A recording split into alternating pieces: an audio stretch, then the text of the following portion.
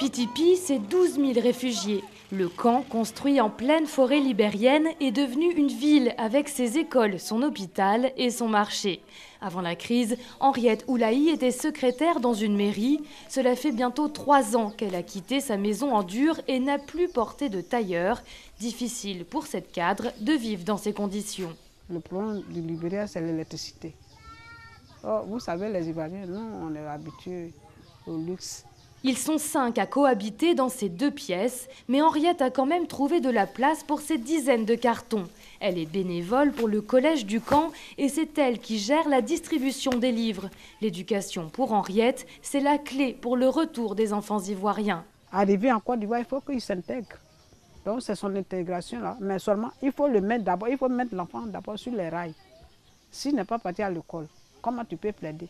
La maison d'Henriette a été brûlée, tout ce qui lui reste tient sous cette tente. Elle s'inquiète des conditions matérielles de son retour, mais c'est d'abord la stigmatisation politique qu'elle redoute. S'il y a vraiment une sensibilisation, que nos frères qui sont restés en Côte d'Ivoire peuvent nous accepter comme eux, que nous sommes les mêmes, que c'est la guerre qui nous a fait venir ici.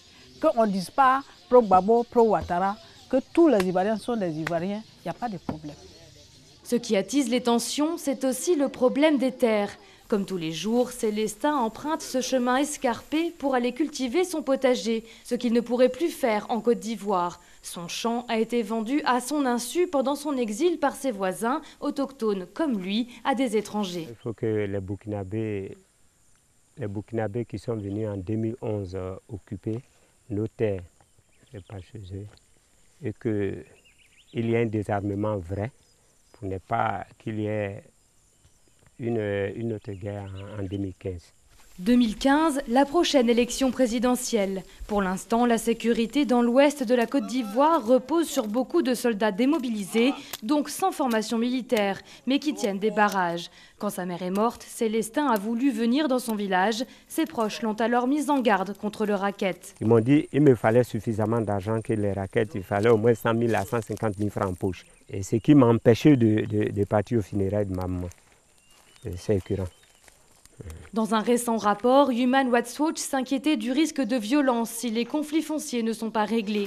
Le gouvernement ivoirien a promis de s'impliquer pour permettre le retour des réfugiés. 16 000 devraient rentrer avant la fin de l'année.